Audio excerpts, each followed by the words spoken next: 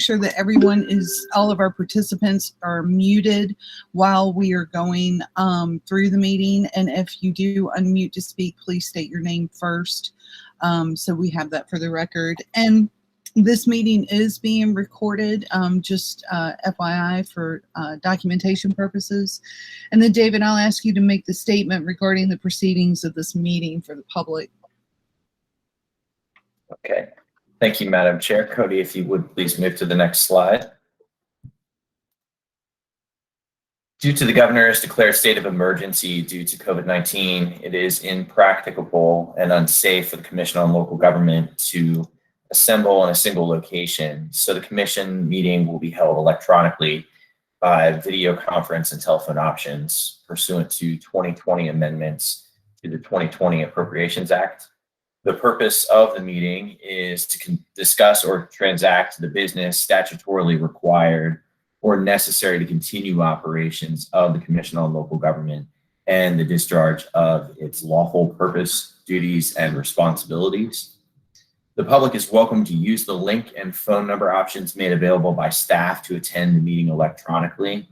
The Commission on Local Government will make available a recording or transcript of the meeting on its website in accordance with the timeframes established in sections 2.2-3707 and 2.2-3701 of the Code of Virginia. Furthermore, members of the public attending this meeting who would like to comment on the administration of the electronic meeting may direct your comments to the Virginia FOIA Advisory Council using a linked form that Commission staff can share with you. And I will be copying and pasting that link into the meeting chat right now. And for anybody who is participating over the phone or cannot see that link, please email me directly at the end of this meeting, and I would be happy to share that link with you.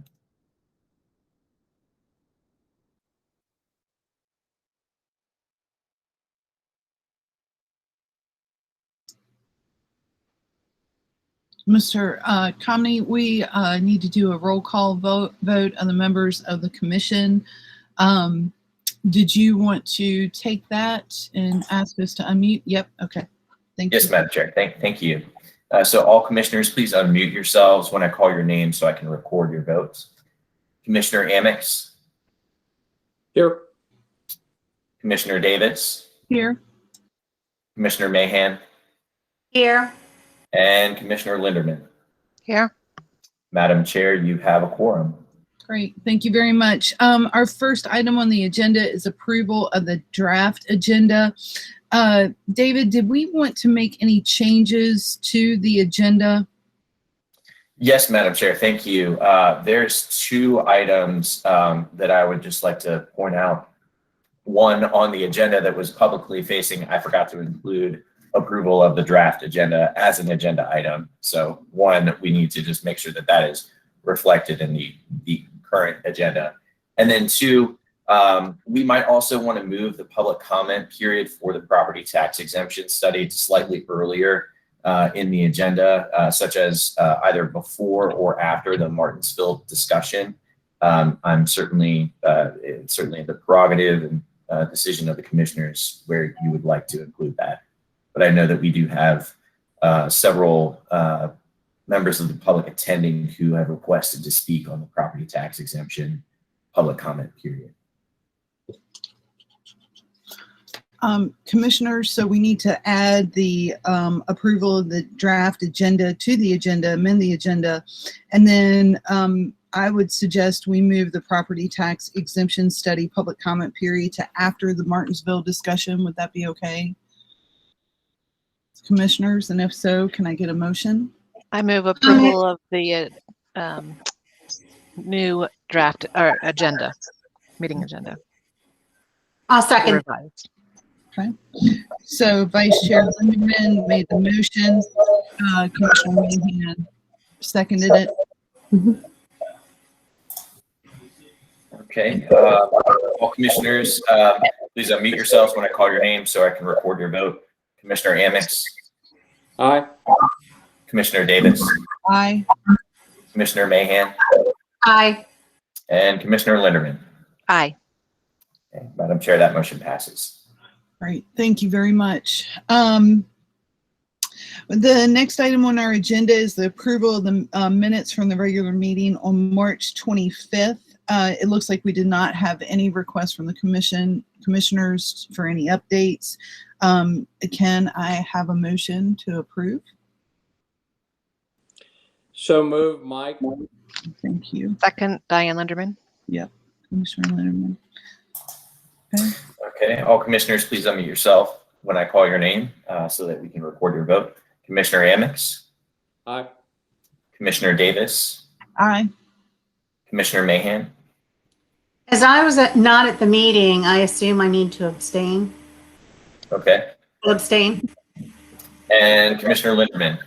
Aye. And Cody, also, if you would just please make sure the slides are moving forward. Thank you.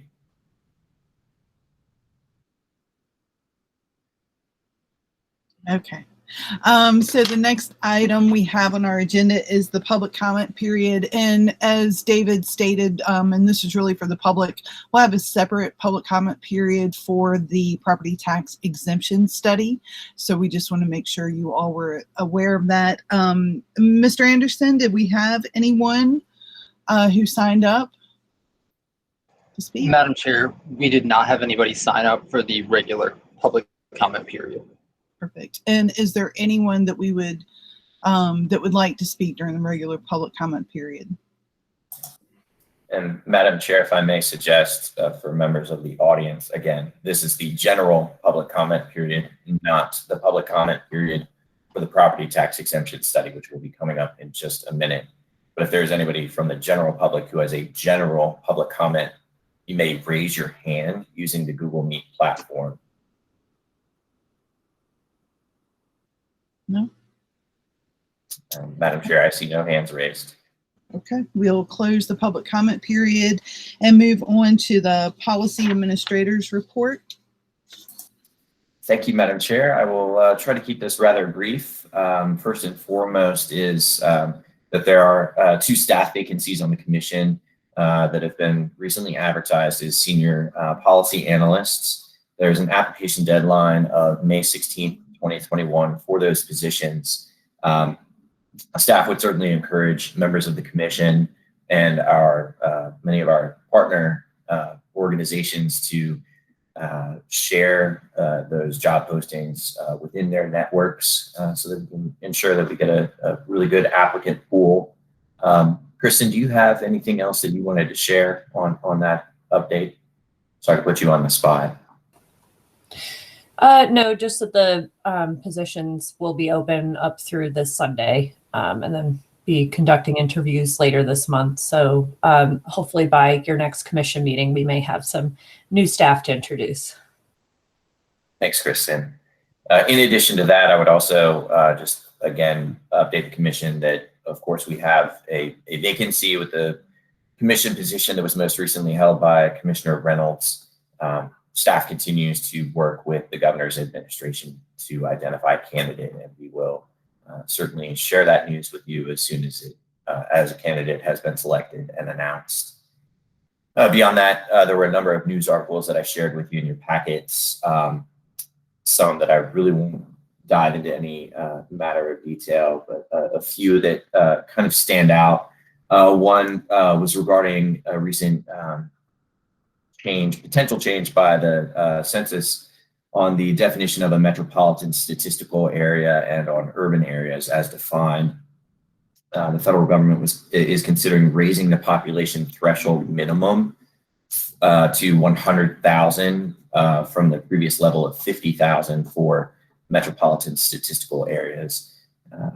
Then there's what's known as a micropolitan statistical area, and that currently is an area with a population of 10,000 up to 50,000. But again, with this potential change, that may be 10,000 up to 100,000. And then furthermore, that it changed with the definition of urban areas, changing it from a definition of 1,000 people per square mile instead to 385 housing units per square mile.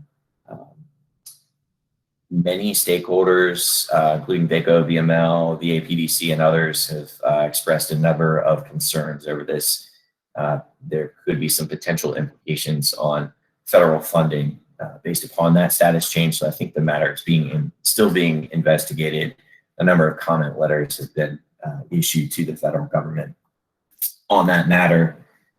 There was also a rather interesting article. I won't get into that much detail because it's just a very lengthy, in-depth article, but it certainly touches on a number of topics that have been in the news recently, and that involves the town of Windsor and the traffic stop that occurred involving Lieutenant Karen Nazario to the town of Windsor police officers. There are a number of issues highlighted dealing with including race and traffic stops, and also the implications of local fiscal stress that some communities may seek traffic stops and other sorts of public safety enforcement issues to generate additional revenue for their communities. And so again, a rather in-depth article, but highly recommend you read it.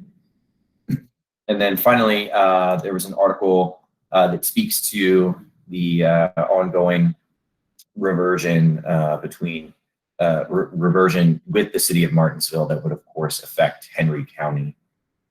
It provides a fairly in-depth background and context. So that concludes my policy administrator's report. I'm happy to answer any questions that you all may have. Thank you, David. Any questions from the commissioners? So I raised my hand. This whole idea of the census changing the definition of urban and rural and metropolitan and micropolitan is just really, really interesting. So if there's any kind of updates that you get, David, please let us know. Keep, in our agenda or anything like that. So, yeah. Absolutely, Madam Chair. I'd be happy to. Yeah, it's just very interesting. Okay. Our next agenda item is the notice of City of Martinsville intention to petition for an order granting it town status within Henry County and a staff update.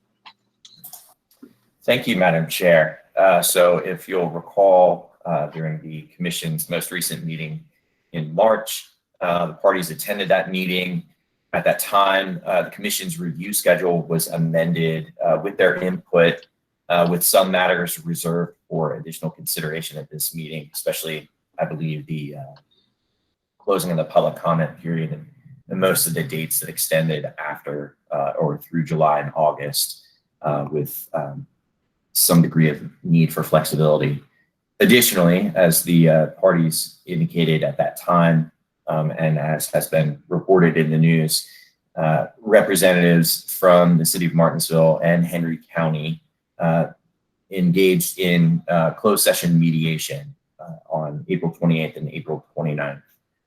There was a lot of press on that particular topic.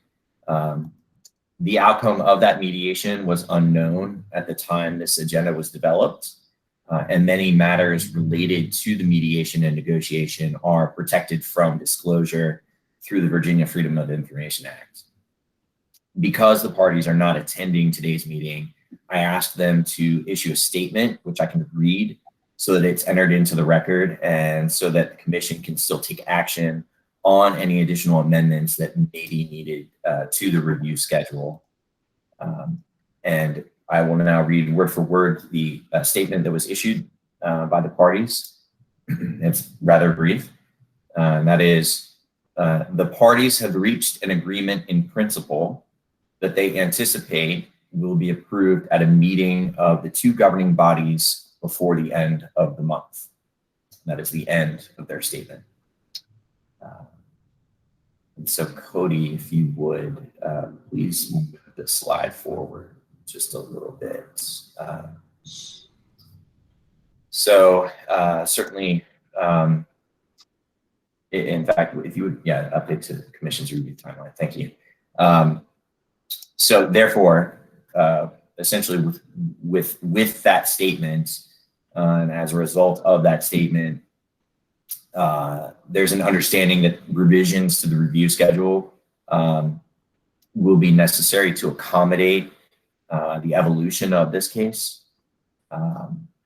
Staff's suggestion would be to cancel or pause the commission's proceedings for June to invite the parties to the July 8th meeting and any other future meetings that may be necessary, so that regular updates can be provided to the commission and staff on the progress of that agreement in principle, which I presume would evolve.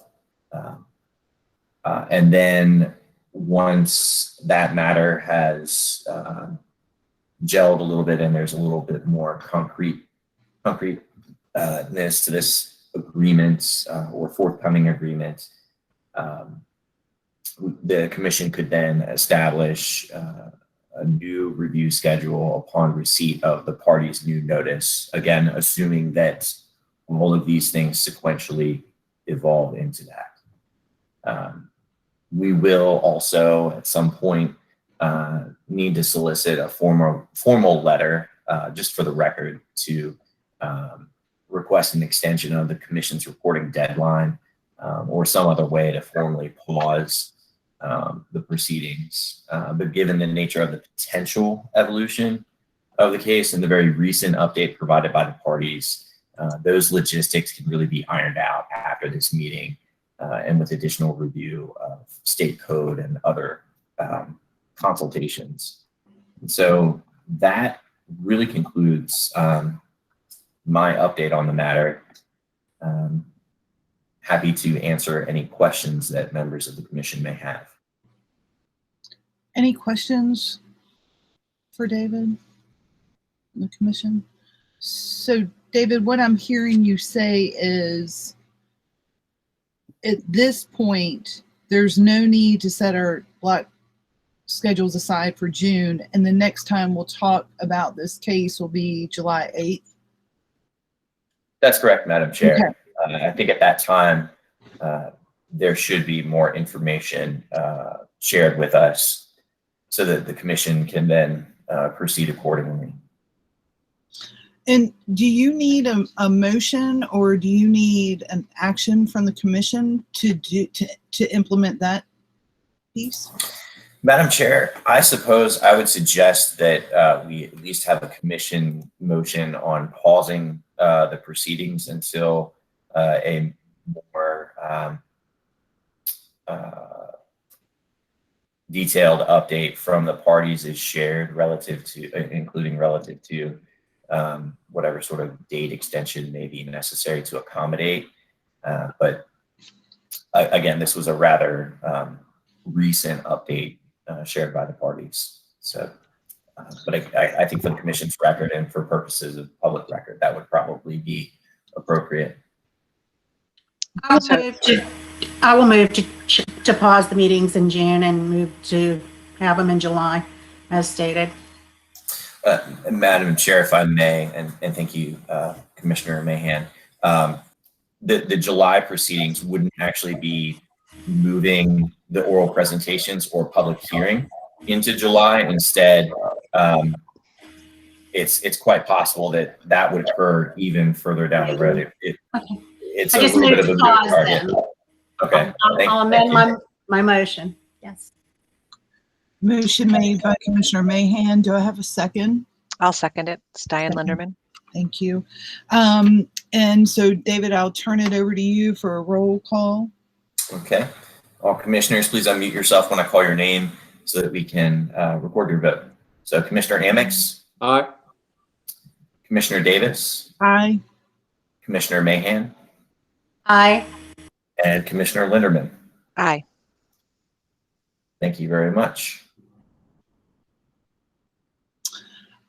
David, I'm going to ask you, the next item, should we move to the public comment for the Yes, Madam practice? Chair. Okay. And would you like me to read the information about the legislative directive, or will you do that? Or how would you like to handle that?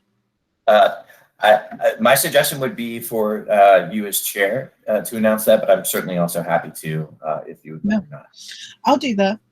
So we are going to get ready to open the public comment period for the mandatory property tax exemption study. We did want to give some context to the public. So item 114, section A of chapter 552 of the 2021 Acts of Assembly requires the Commission on Local Government to produce a study on mandatory property tax exemptions on local governments. As one element of the study, the Commission is soliciting public comments on this matter with a particular emphasis on the fiscal implications of the exemptions on local governments or other affected parties, including certain veterans and their surviving spouses. The second part is potential recommendations that can mitigate the fiscal impacts on local governments tied to these state tax exemption initiatives. And certainly we're happy to hear any other comments outside of those two focus areas from the public.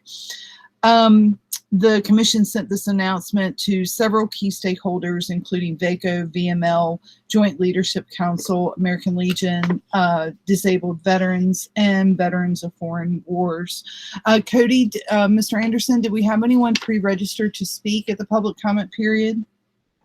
Madam Chair, we had two parties reach out with interest in speaking, so to speak. One was strictly a written comment, which if it pleases the Commission, I'll read aloud. And the other was a written comment that is, to my understanding, a written version of what Mr. Majowski of the Commissioner of Revenue of Stafford is going to speak. So if it's okay, I'm going to go ahead and read Ashland, and then we can go on to Mr. Majowski and anybody else who wants to speak after him. Sure, that's perfect. Thank you. Sure. And this letter comes from Mr. Stephen Trevette, who is the mayor of the town of Ashland. Distinguished members of the Commission on Local Government.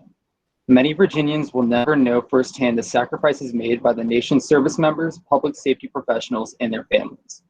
Our collective safety has personal costs for those who have lost family, friends, or endured the loss of physical and mental abilities many Americans take for granted. The town of Ashland has always been a community that welcomes and supports our veterans, first responders, and their families, and we are very grateful for their service to our country and communities.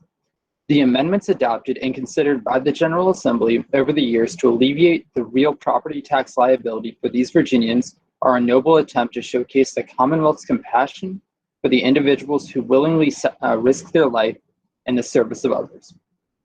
The challenge for localities such as Ashland is that our residents and businesses bear the full cost of these state-directed actions with very limited input into the policy's formations.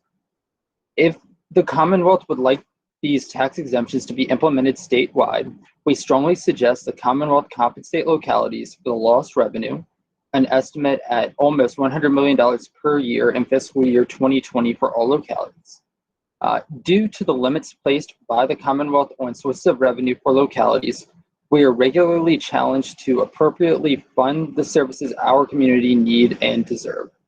This was readily evident during the two recessions experienced in the last 13 years. We would support the option of making such exemptions optional for localities, allowing local elected bodies to decide who to exempt from taxation places the decision closest to the voter and those impacted. It is the town's preference to allocate relief according to community needs and available resources on an annual basis as we weigh revenue, requests, and capabilities to exempt during the budget development process. A tax exemption mandate by the General Assembly strips the authority entrusted to our local elected officials by our residents. We appreciate the opportunity to share our thoughts, and please contact me if you have any questions. Respectfully, Stephen P. Trevette, Mayor.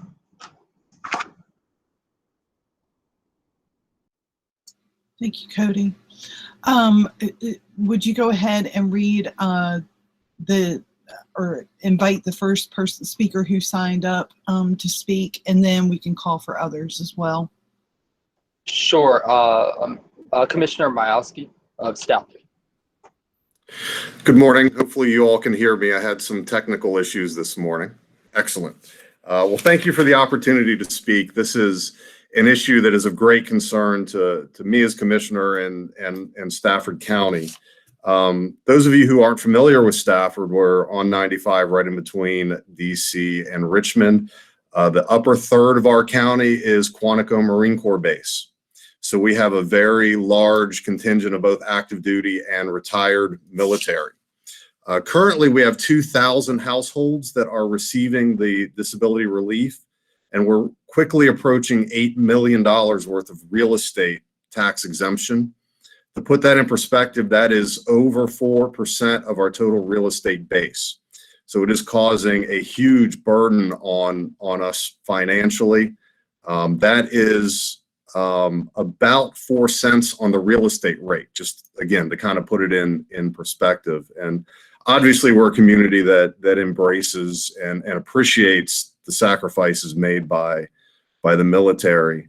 My concern is one, in a handful of localities, especially in this region and the Hampton Roads area especially, the growth of this program, we think, is so astronomical and the costs are so high that it is going to threaten the stability of the program.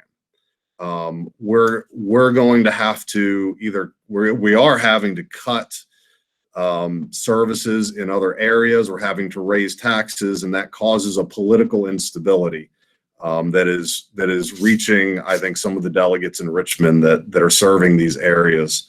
So it's my hope that this commission will recommend and the General Assembly will follow through with, if not a full reimbursement, at least a partial reimbursement.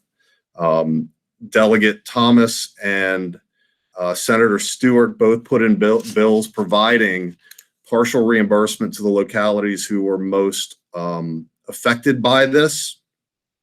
It creates almost a shared responsibility, which I think is appropriate. We all appreciate the services or the service that these men and women made and their sacrifices. And I think we should share in providing this service to them. Nobody wants this exemption to go away. It's a matter of structuring it so that it can continue to grow without putting an undue burden on either the localities and their residents or the state budget. Delegate Mugler put in a bill last year, which I believe was full reimbursement. Again, we take the position that either full or partial reimbursement would be appropriate, but it should absolutely be a shared responsibility between the localities and the states. Thank you.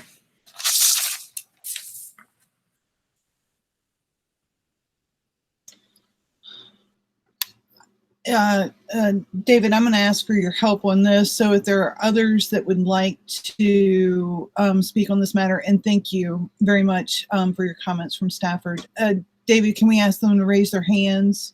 Yes, Madam Chair, I think that would be appropriate. And I have the window open, so any member of the audience participating who would like to speak, please use the raise hand function on the Google Meet platform.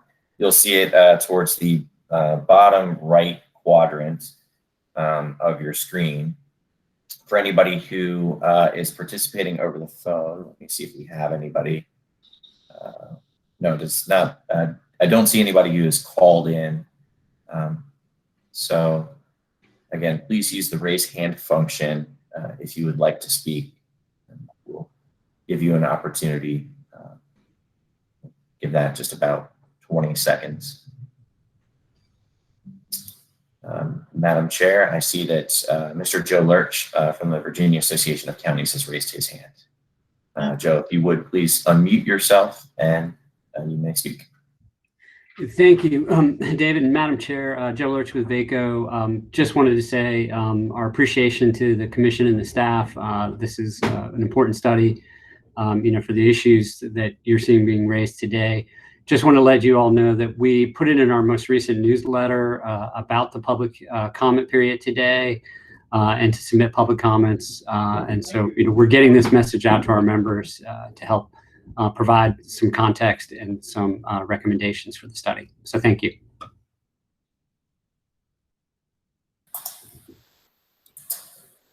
Madam Chair, I don't see anybody else who has raised their hand. So would be my suggestion that we now close the public comment period on this matter. And I will certainly also note that one of the next phases of this study is staff has developed some survey questions that we intend to send out to localities so we can measure these impacts more quantifiably. And David, we'll still take comments, written comments until 5 p.m. On Thursday, May 20th. That's correct? That's correct, Madam Chair. Yep. Great. Okay, well, we'll close the public comment period. Thank you all very much for those who spoke and for those who provided written comments, and you still have time. Item 5 on our agenda is the fiscal stress report for 2018-2019. Madam Chair, actually, I believe before that, we still have the periodic review of the Commission on Local Government Regulations. I'm sorry. Precedes fiscal stress. We flipped it. Yep. So we have item number 3, the periodic review on the Commission on Local Government Regulations. Cody, we have a staff update. Sure, Madam Chair.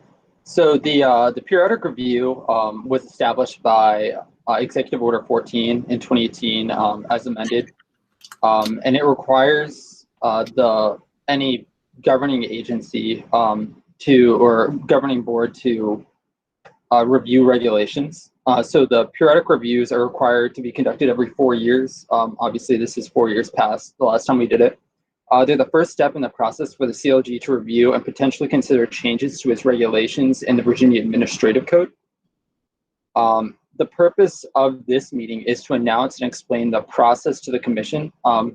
We've identified some dates, which I'm going to go ahead and flip to the next slide, kind of outlining as this would take place. So those are that is a tentative timeline. Upon approval, staff is would end up creating an open comment announcing the periodic review in the Virginia Register. Once the public comment period closes, which is a minimum of 21 days, such comment would be reviewed during the July meeting, when the CLG could choose to retain, amend, or repeal any regulations.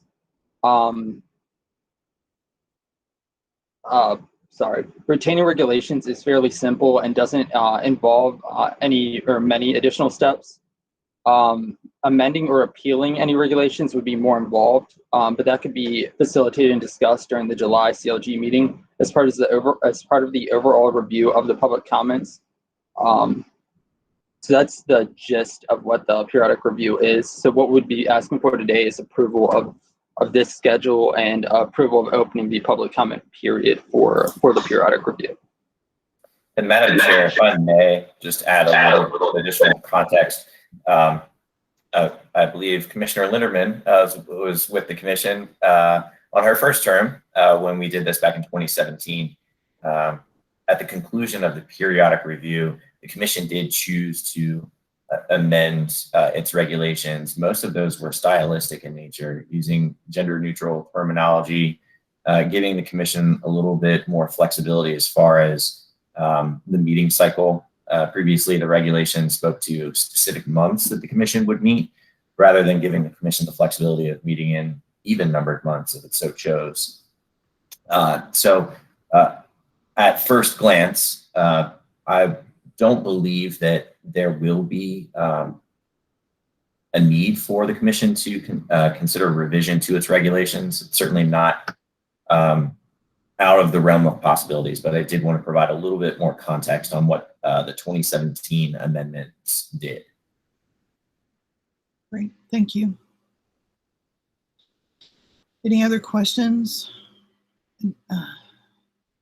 Vice Chair Linderman, yeah. I do have a question. So the electronic meeting, I don't know if they're a regulation or if they're just under that emergency order. Is that something that would happen on a statewide basis, or is that something the Commission could implement in their regulation meeting? That's a very good question.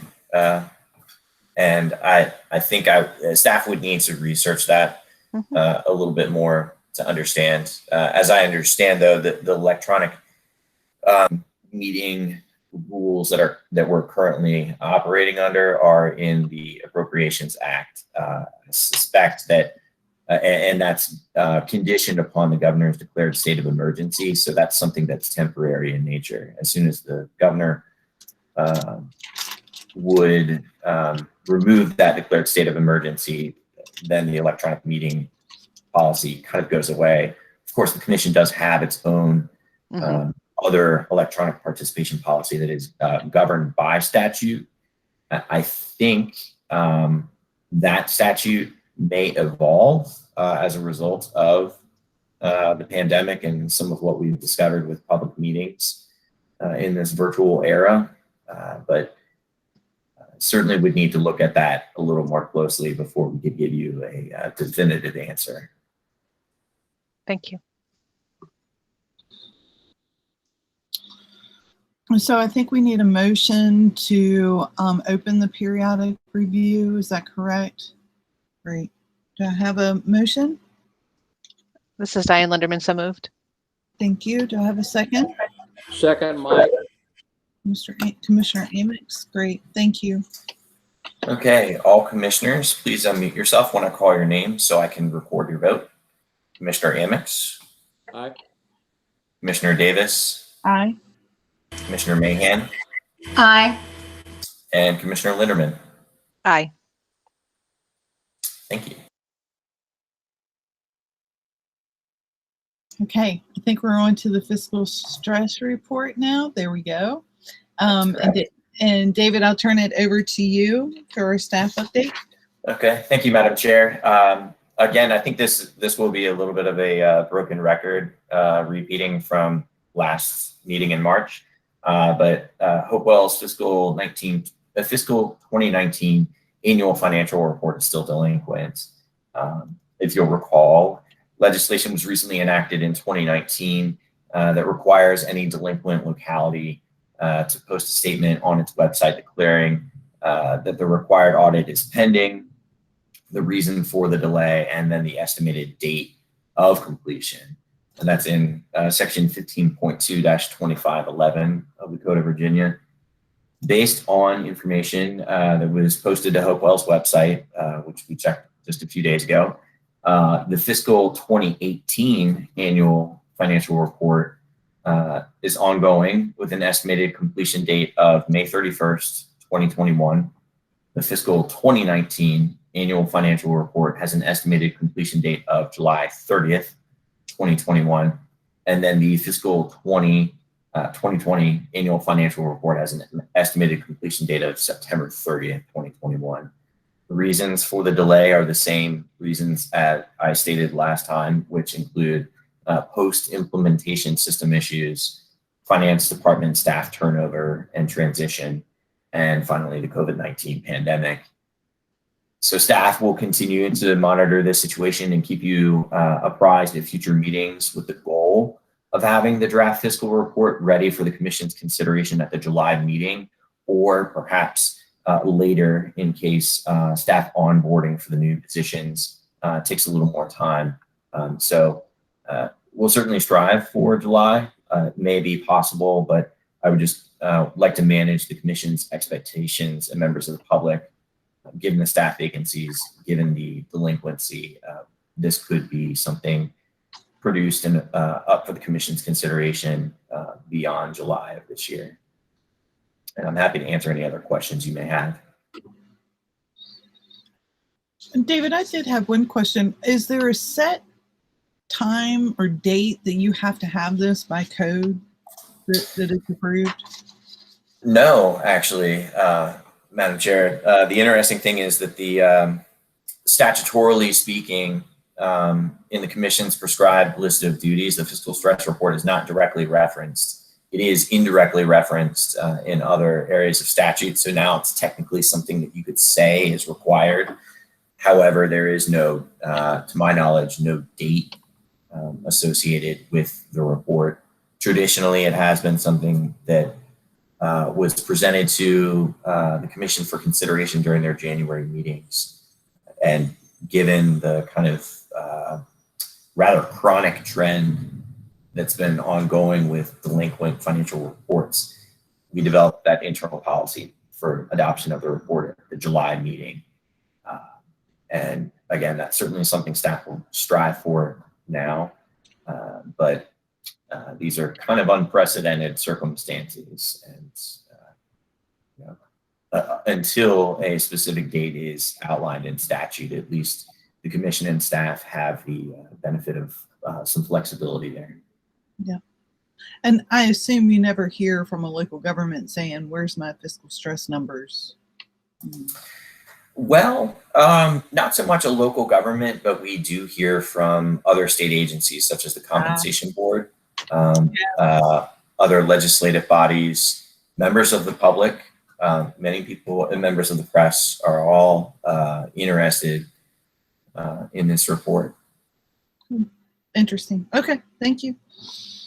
And there's no action necessary on that, so we can move to the next item, the 2021 General Assembly reconvened in special sessions. Thank you, Madam Chair. So I believe Cody is going to begin and speak to the reconvened session, and then I will speak to the special session. So just as a brush up on the reconvened session in general, the Virginia legislature is constitutionally required to convene a reconvened session on or around the 6th Wednesday after the adjournment of any regular or special session. The purpose of the reconvened session is to consider any governor's amendments or vetoes to legislation. A lot of that revolves around the budget. This year, the budget, which was initially introduced in December, was re-enrolled and then ultimately adopted on that date, which would have been April 7th. I'm just going to very quickly go over a couple of hot button issues that I saw that I thought would be interesting at the very least. The legislature approved an amendment to the Department of Taxation that waives the accrual of interest given the extension to file taxes this year. And they also approved an amendment that changed the start date for workers' compensation presumption relating to COVID-19. And that was changed from September 1st, 2020 to July 1st, 2020. And then a part of the General Assembly that's really been talked about is marijuana legalization and the differences between what the governor opposed and what the Senate and the General Assembly in general the path they wanted to take. So last year, the General Assembly decriminalized simple possession of marijuana, essentially replacing the criminal punishment with a civil penalty. And last fall, the governor put forward a plan to legalize recreational use and the development of a marketplace to allow the legal sale of small amounts. His model was actually, or his proposal was modeled to a large extent after laws in 16 other existing states. The plan was one that could produce a significant amount of revenue for state and local governments. The governor initially proposed having legal sales start January 1st, 2023, and sought to regulate the new marketplace through the Virginia Alcohol Beverage Control Authority. But the House and the Senate opted to create a new entity to regulate sales, which is going to cause that marketplace timeline to shift until 2024. So those are just a couple minor things that occurred in the reconvened session. Thank you, Cody. And as it relates to the special session, there was a degree of influence on the special session from the regular and reconvened sessions, and that is item 479.1, subsection I of the Appropriations Act. Inserted language that essentially directs the General Assembly to convene another special session to appropriate funding into a COVID-19 relief trust fund. And so that would include any action by the federal government for additional COVID relief, such as the American Rescue Plan funding. Right now, the date is to be determined, but some are expecting that this will occur sometime in August after the Republican Democratic state-wide candidates are identified through their respective convention and primaries. I will note, and I think VML issued this in their newsletter, so I'll be echoing what they said, but local stakeholders are concerned about this because it could delay release of the American Rescue Plan funding to what's known as non-entitlement cities and then all towns, for which the state is responsible for allocation pursuant to provisions in the American Rescue Plan. Any other locality that is outside of the definition of a non-entitlement city or is not a town will be receiving the first tranche of funding relatively soon if they haven't already. So non-entitlement communities or non-entitlement cities are those with populations of less than 50,000. And then again, all towns in the Commonwealth, all 190 of them. So that means, and again, this is echoing what VML had stated, those localities could go through their budget cycle through the budget development process for the upcoming fiscal year, and then have to go through that same process again after the state allocates their funding. As far as the American Rescue Plan goes, the money can be used for 7 different categories. There's $4.3 billion being issued to the Commonwealth. And those categories include services and programs to contain and mitigate the spread of COVID-19, addressing negative economic impacts caused by the public health emergency, including aid to families, recovery support for businesses and industries, and rehiring public sector staff.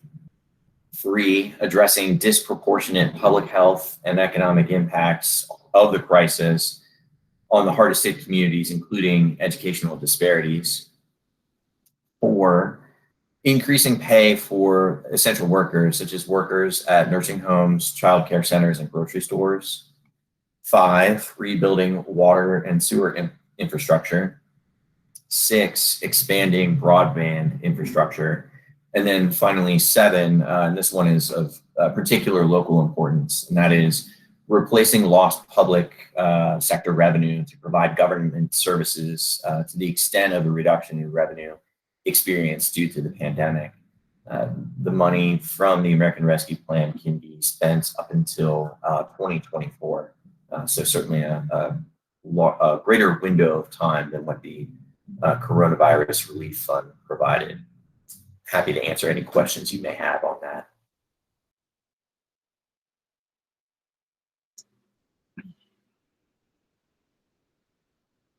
Any questions?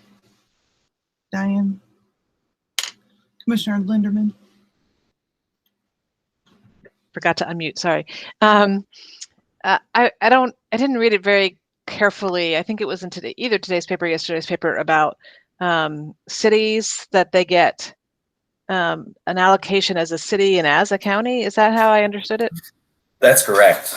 And the reason for that, as I understand it, is, of course, again, Virginia has the notable distinction of being the only state in the Commonwealth where its cities are independent of a county or surrounding counties. Generally speaking, in every other state, counties would be, I believe, the ones providing K-12 education, and then cities would be responsible for more urban type services.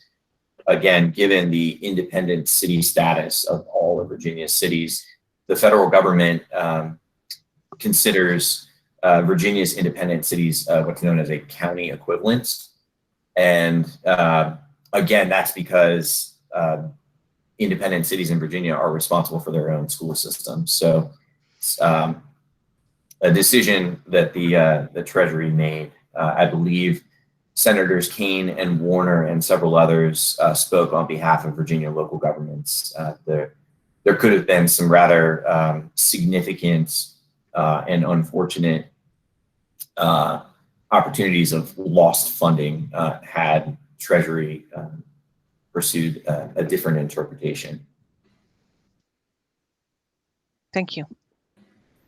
You're welcome. Any other questions? Okay, thank you very much. This is very good. We did hear this morning that they might not convene at all, which will be a really big issue for those local governments. So we'll see. Anything else on that topic? We do have an agenda item for other. Anything else we need to discuss or consider? Other items? Okay. And then Cody, we'll get you to tell us a little bit about our schedule for the regular meetings.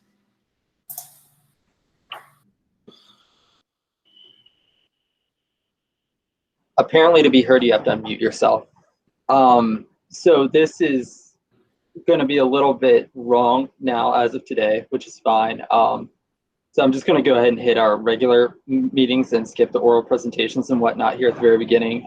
But you can see it all on screen. We have a regular meeting scheduled for June 17th, July 22nd, August 5th, and November 4th.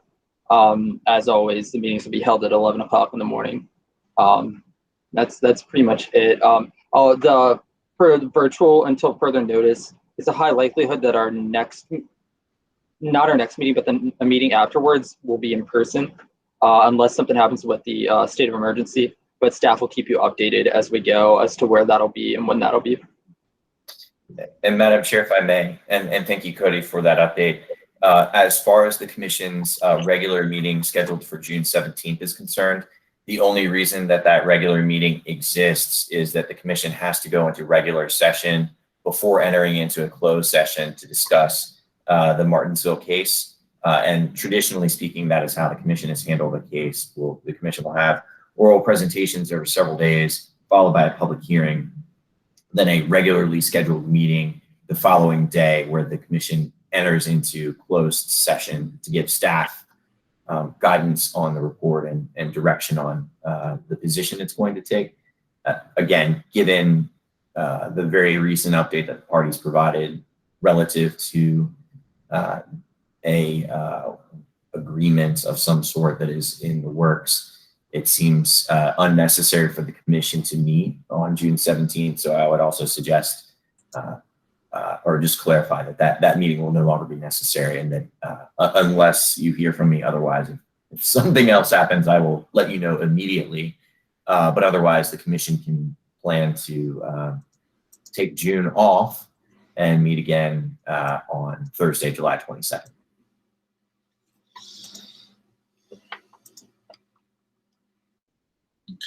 So I'm sorry, would we then, the August 5th meeting is 2 weeks following that meeting? Thank you, Commissioner Linderman. I'm sorry, I neglected to speak to that one as well. That was also reserved for production of the commission's or adoption of the commission's final report on the Martinsville matter. So looking through this list, again, you would have Thursday, July 22nd as a regularly scheduled commission meeting. It appears we don't have September listed. Yeah, I have September 9th. Not exactly sure why, but there would be a commission meeting held in the month of September. So we will email you all. I have it on the 9th on my calendar. Of this meeting with that date, but traditionally that is on the second Thursday.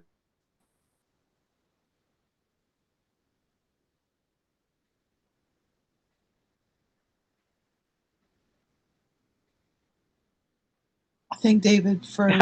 Lost. I was going to say, I was hoping it wasn't just me. And I was thinking that we moved the July 8th meeting to July 22nd, and should we possibly move it back? Exactly. I have the September on July 9th. I mean, on September 9th, excuse me. Okay. And I do have it on July. I do have a meeting on my calendar on July 8th. Yep. I think that was our regular one. Yep. The normal schedule. I wonder if he'll be able to get back. Day in odd numbered month. Oh. Somebody's got to call David.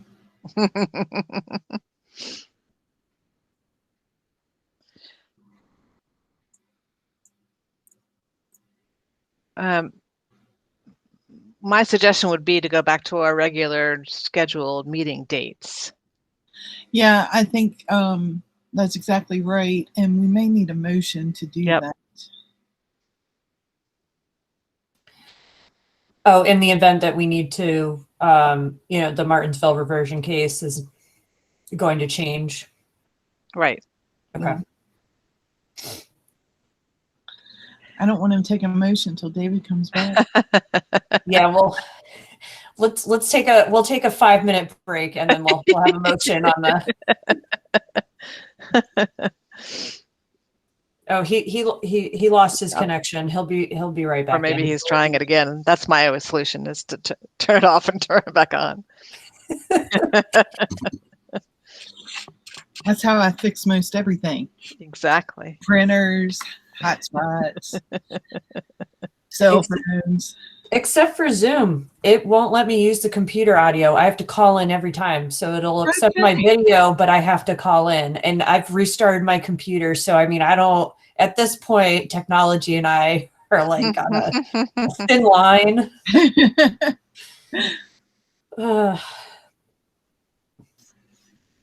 It's all good. Mm-hmm. I keep seeing all this ARPA money, and all I can think is, I hope localities are putting in broadband.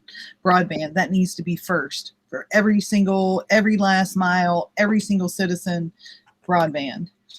Well, I don't know if you saw the governor's press release, but he released it, I think, along with House and Senate leadership. But one of their biggest priorities is trying to consolidate the 10-year broadband plan into 18 months. So they may be trying to put the state funds, trying to expand access, for everyone on the line too. There's a difference between access and affordability, though, too. So I think that's something that the department will be considering as well. That's great. Joe, you raised your hand.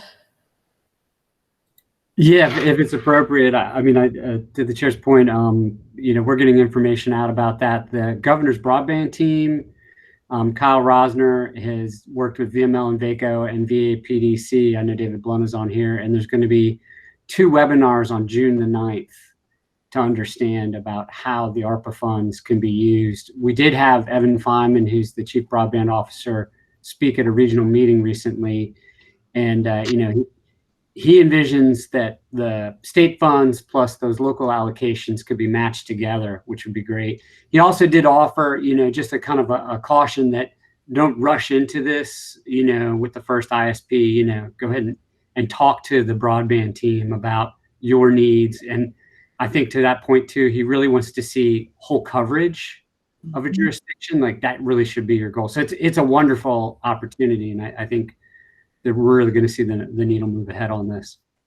And as part of enacted in the recent budget as well, the broadband team and DHCD received funding to create a map to show where all the underserved areas are. So currently the FCC does require that ISPs submit that information, but oftentimes it's at the census tract level, and they can put on there that the census tract has been served when maybe only like a third of it has been served. And so our South Carolina, I think, already has a similar map that actually gets at the very granular level. And so the department will be working over the next year, once that goes into effect, to actually get at the granular level, like where the pockets still are even within a census tract.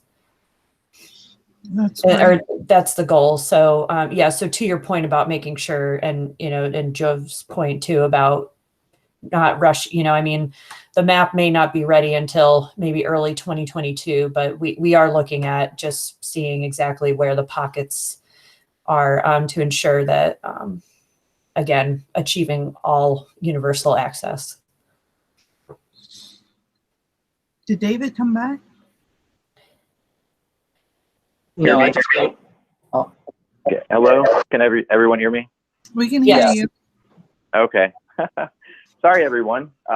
Somehow my internet connection was severed, which now even highlights even more why I was glad we did some preemptive work with the virtual proceedings for Martinsville to accommodate for this very issue.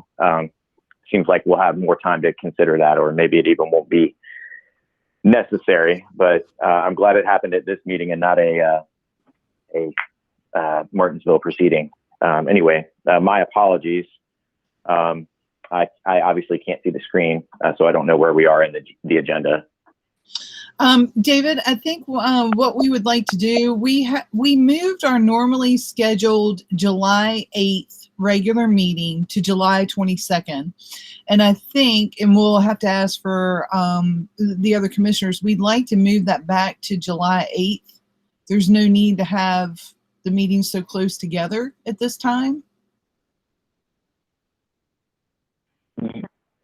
Yes, Commissioner Davis.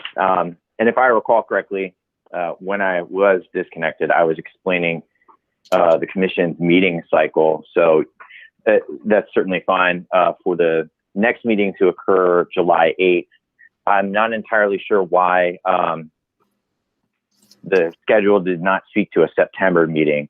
What my suggestion was going to be is that the regular schedule would be July 8th now, per the commission's suggestion, then a meeting in September. Normally the commission meets on the second Thursday in odd numbered months. And so that September date, if my computer is now working, that September date would be September 9th. And I think that might have even been a date that the commission considered when it adopted its review schedule at the conclusion of 2020. And then finally, the November commission meeting date, which I do believe you can see on your screen. So that would be my suggestion, but happy to answer any questions you may have. So can we just maybe see if we can have a motion to add the July 8th and September 9th and cancel the July 22nd regular meeting? Yes, Madam Chair. And again, if I may, also, I think you have August 5th listed as a regular meeting. That would likely no longer be necessary. So as a suggestion for a friendly amendment to strike also the August 5th date that's listed. Perfect. I'll so move, Diane Linderman. Thank you. Second. Commissioner Mahan, second. And David, would you like to do the roll call, or would you like me or Cody? Whoever's easier. I think I can still do it. So all commissioners, when I call your name, please unmute yourself so that we can record your votes. So Commissioner Amix. Aye. Commissioner Davis. Aye. Commissioner Mahan. Aye. And Commissioner Linderman. Aye. Okay. Thank you very much. Thank you. And you will send us something kind of just to remind us what the new schedule is. So calendars. Yes. Okay. Our next item is upcoming events of interest. Mr. Anderson. Sure. So I went ahead and put it up on your screen so you can read along with me. But the 2021 VML annual conference is going to be on October 3rd through the 5th, and that's going to be in Leesburg. And we have the dates for the 2021 Virginia Governor's Housing Conference. That's going to be on November 10th through the 12th, and we're going to hold that in Norfolk this year. Great. Thank you. Okay. So I think we are at the end of our meeting. Can I have a motion to adjourn? So, Madam Chair, Joe Lurch has a hand raised. Oh, I'm sorry. I didn't see it. Madam Chair, I'm sorry, I didn't lower it from earlier. So that's why I didn't see it. No problem. Thank you. Do I have a motion to adjourn? So moved, Diane Linderman. Thank you. Second. Commissioner Mahan. Do we need to do the roll call, David? Madam Chair, no, I don't believe so. I think Okay. Yeah. That's it for today. So thank you all very much. So we will meet again July 8th. Correct? Correct. That's correct. Great. Thank you. Thank you, Kristen, Cody, and David. Good job. Thank you. You all Have a good day, everyone. Have a good